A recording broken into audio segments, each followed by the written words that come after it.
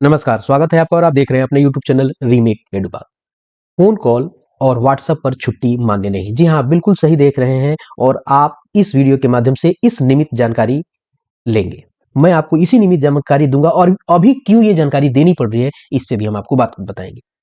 कुछ छुट्टियों से संबंधित कुछ जानकारियां भी हम आपको दे देंगे कि कुछ ऐसी छुट्टी है जो जिससे स्वीकृत करानी है, उसके बारे में लोगों में कंफ्यूजन है। खासकर प्रधान शिक्षकों को अपनी छुट्टी स्वीकृत कराने में किसके पास जानी है और किससे करानी है, इससे बड़ा कंफ्यूजन है।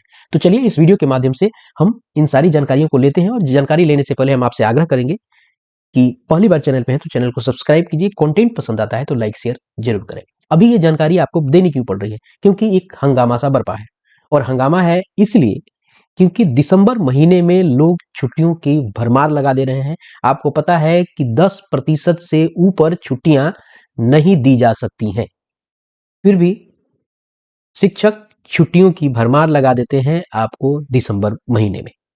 इसलिए ये सरकार ने और शासन ने, प्रशासन ने इस तरह की बातें आपको एक अनुशासनात्मक व्यवस्था में की है। तो चलिए वीडियो को शुरू करते हैं और देखते हैं कि क्या है और कैसे है।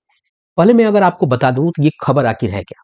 खबर है कि सख्ती, अपने अपने नियंत्रित अधिकारी से छुट्टी स्वीकृत प्राप्त करना होगा अनिवार्य। अब छुट्टी स्वीकृत कराना अनिवार्य होगा किससे? नियंत्रित अधिकारी से। तो ये जो छुट्टी की बात हो रही है, ये खासकर बड़ी बात है सीएल को लेकर। ठीक है, सीएल को लेकर ही ये कहानी बनी है। और सीएल के लिए आपको कौन है नियंत्रित अधिकारी? ये आप अगर एक शिक्षक के पॉइंट ऑफ व्यू से देखें तो शिक्षक के पॉइंट ऑफ व्यू से देखें तो नियंत्रित अधिकारी आपका एचटी होता है चाहे एचएम होता है अगर शिक्षक है। अगर आप एचटी हैं तो आपका नियंत्रित अधिकारी कौन है? क्या आपका नियंत्रित अधिकारी वीएसएस अध्यक्ष है या आपका नियंत्रित अधिकारी आपको बीओ है? इसको लेकर बड़ा कंफ्यूजन है। वीएसएस प्रेसिडेंट है या कौन है, इसको लेकर बड़ा कंफ्यूजन है। इसको भी मैं इस वीडियो के माध्यम से मैं क्लियर करता चलूंगा। तो चलिए पहले इस खबर को देखते हैं और जानते हैं क्या है खबर। ये व्हाट्सएप और फोन कॉल पर मान्य नहीं होगा किसी भी शिक्षक शिक्षिका की छुट्टी का आवेदन। और यह खबर छपी है आज की प्रमुख और प्रमाणिक और प्रतिष्ठित अखबारों के माध्यम से। मैं एक अखबार की कटिंग बस लेके आपको दिखा रहा हूं। ये आज ही छपी है और इसी शीर्षक से छपी है कि व्हाट्सएप और फोन कॉल पर मान्य नहीं होगा किसी भी शिक्षक शिक्षिका का आवेदन। अब चलते हैं नियंत्रित अधिकारी को जरा समझने और नियंत्रित अधिकारी के लिए क्या कहता है नियम। चलिए देखते हैं नियम। नियम आपका यह कहता है, जो अभी हाल ही में कुछ दिन पहले आपको 1444 शायद वही नंबर है, इस पत्रांक के माध्यम से छुट्टियों से संबंधित बात की गई थी। अब इसमें मैं अभी बात करूंगा केवल आकस्मिक अवकाश की, और आकस्मिक अवकाश की जो स्वीकृति का जो सक्षम प्राधिकार है उससे बात करूंगा। तो यहाँ देखते हैं कि सामान्यतः प्रत्येक कैलेंडर वर्ष में 10 दिन अनुमान्य होगा। कितने सीएल मिलते हैं? सीएल आपको 16 अनुमान्य है। किंतु नई नियुक्ति के बाद नियुक्ति वर्ष के अशेष माह के लिए समानुपातिक रूप से आकस्मिक अवकाश अनुमान्य रहेगा। अब यह बात यहाँ आपको निकल के आई है कि अगर नई नियुक्ति है तो नियुक्ति वर्ष के अवशेष माह, अब मान लीजिए कि यहाँ एचटी वालों के लिए ये आपको स्पष्ट बात बता दूं कि उनके सेक्शन में दिख रहा है कितना? 16 दिख रहा है। उनके सेक्शन में कितनी छुट्टियां दिख रही है? ई शिक्षा कोष पे 16। लेकिन यहाँ कहा क्या गया है कितने सीएल आपको एचटी को मिलेंगे और एचएम को मिलेंगे, ये स्पष्ट करता है आपका ये नियम। तो यहाँ समानुपातिक की व्यवस्था से देखी जाए तो लगभग सभी लोगों ने जुलाई में ज्वाइन किया है। यूं समझिए कि लगभग 6 महीने ही वो लोग कार्य कर रहे हैं। तो 16 दिन अगर सीएल इंटाइटल है एक एचटी और एचएम को, तो अगर इसको 16 6 महीने के दो भागों में बांटी जाए तो 8 सीएल बचते हैं 6 महीने के लिए। अब सीएल के लिए देखा जाए कि कितना, चूंकि जुलाई में उन्होंने ज्वाइन किया है, एक महीना लगभग खत्म होने जाने के बाद 21 जुलाई को लगभग लोगों ने ज्वाइन किया है, तो आपको लगभग 7 के करीब सीएल इंटाइटल्ड, आप उतने सीएल ले सकते हैं। क्यों? क्योंकि यहां कहा गया है कि नई नियुक्ति के बाद नियुक्ति वर्ष के अवशेष माह के लिए समानुपातिक रूप से आकस्मिक अवकाश अनुमान्य होगा। ऐसे अवकाश सार्वजनिक अवकाश सहित लगातार 12 दिनों से अधिक अवधि के लिए स्वीकृत नहीं किए जा सकते। यहाँ एक सबसे बड़ा नियम है, आप कितने सीएल एक साथ ले सकते हैं? तो कितने सीएल एक साथ ले सकते हैं?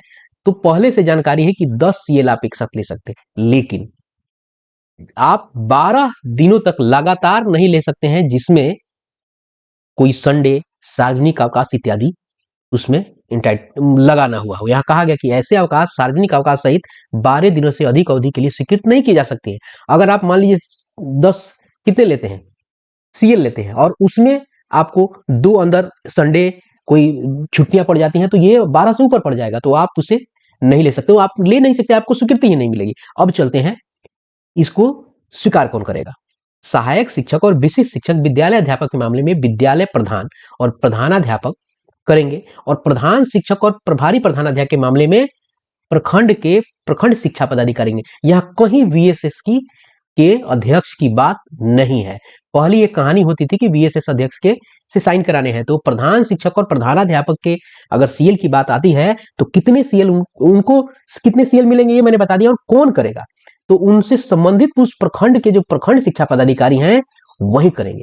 आवेदन समर्पित करने की तिथि को ही सक्षम प्राधिकार द्वारा इस पर निर्णय लिया जाएगा। जिस दिन आप अपना आवेदन देते हैं, पिटीशन देते हैं, उसी दिन उस पर निर्णय लिया जाएगा। अगर वो निर्णय नहीं लिया जाता है तो मान्य लिया गया समझा जाता है। ये कहानी है नियंत्रित पदाधिकारी और कितने सीएल किसको मिलेंगे, ये कहानी है। अब चलते हैं, ये जो खबर निकल के आई है, इस खबर में आखिर कहा क्या क्या गया है, चलिए देखते हैं इस खबर को। ये खबर है जिसे आप देख रहे हैं ऊपर, जो मैंने कहा था कि सख्ती वाली बात हमने ऊपर जानी थी, और ये हमने शीर्षक भी आपको पढ़ के बताया था। अब देखिए यहाँ कहा क्या गया है। ये प्रधानाध्यापकों को स्कूलों नहीं आने की छुट्टी के लिए बीओ को लिखित स्वीकृति और डीपीओ समग्र शिक्षा ने कर दी अपरिहार्य वाली व्यवस्था, ये बताइए। यहाँ अब देखिए यहाँ क्या क्या और कौन कौन सी बातें कही गई हैं, समझिए। यहाँ कुछ चीजें कही गई है, कितनी छुट्टी मिलेगी इसका पूरा से ही निर्धारित है कैलेंडर पहले से ही। अधिनियम के अनुसार एक शिक्षक शिक्षिका को पूरे साल में 16 दिनों की आकस्मिक अवकाश ले पाएंगे। वर्ष के बीच में नियुक्त शिक्षक को 1.33 दिन प्रति माह के हिसाब से छुट्टी दी जाएगी, एक अगर बीच में होता है तो। विशेष आकस्मिक अवकाश महीने में अधिकतम आपको 2 दिनों के लिए और केवल एक ही बार मिलेगा। इसे रविवार, सार्वजनिक अवकाश और सामान्य छुट्टियों से जोड़कर अधिकतम 12 दिनों तक संयुक्त अवकाश लिया जा सकता है। क्योंकि मैंने नियम अभी बताया है, इसलिए लोगों को लगा होगा कि इस फोन कॉल वाले में नियम क्यों बता रहे हैं। नियम इसलिए बता रहे हैं क्योंकि अखबार में भी ये बात छपी हुई है। स्थानीय निकाय शिक्षक 10 दिन तक एक साथ छुट्टी ले सकते हैं। अभी कहानी ये है, स्थानीय निकाय वाले स्थिति में जो नियोजित शिक्षक हैं वो 10 दिन तक ले सकते हैं, लेकिन जो आपको कर्मी हो गए हैं, राज्यकर्मी, उनके लिए 12 दिन की व्यवस्था बनाई गई है। लेकिन उसमें अगर आपको सार्वजनिक अवकाश और रविवारी अवकाश नहीं होता, और उसमें किसी भी तरीके से 10 दिन में वो पढ़ ही जाएगा। अब चलिए देखते हैं क्या कहा गया। स्कूली शिक्षक शिक्षिकाओं के लिए अब फोन कॉल, व्हाट्सएप मैसेज के माध्यम से छुट्टी मान्य नहीं होगी, नहीं मान्य होगी, यहाँ के लिए लिखा हुआ है। निरीक्षण के दौरान अजब गजब धांधली पाए और सेटिंग गेटिंग का खुलासा होने के बाद अपर मुख्य सचिव बी राजेंद्र के आदेश पर शिक्षा विभाग ने कड़ा रुख अपनाया है। इस पे अपर मुख्य सचिव ने भी इस पे संज्ञान लिया है। जारी विभागीय आदेश में सभी सरकारी शिक्षक शिक्षिकाओं के लिए Bihar teacher leave new rules का अनुपालन सुनिश्चित करने का निर्देश जारी किया गया है, जिसके तहत अब किसी भी शिक्षक शिक्षिकाओं को प्रक्रिया पूरी किए बिना ही छुट्टी नहीं मिल पाएगी। काफी इसमें त्रुटि है इसकी छपाई में। यह आदेश सभी प्राथमिक, मध्य और माध्यमिक विद्यालयों को दिया गया है। Bihar teacher leave new rules के तहत प्राथमिक विद्यालय के प्रधान शिक्षक एक दिन में सिर्फ एक शिक्षक को ही छुट्टी दे सकेंगे। मध्य और उच्च माध्यमिक विद्यालयों के प्रधानाध्यापक अधिकतम 10% शिक्षक शिक्षिकाओं को दे सकते हैं। अब यहाँ कहा गया है कि अगर आपका विद्यालय 1 से 5 है तो केवल एक शिक्षक को छुट्टी दी जा सकती है। अगर आगे 1 से 8 तक विद्यालय है या 9 से 12 है तो यहाँ कौन सा नियम लागू होगा, यहाँ 10% आपको वाला नियम ही लागू होगा।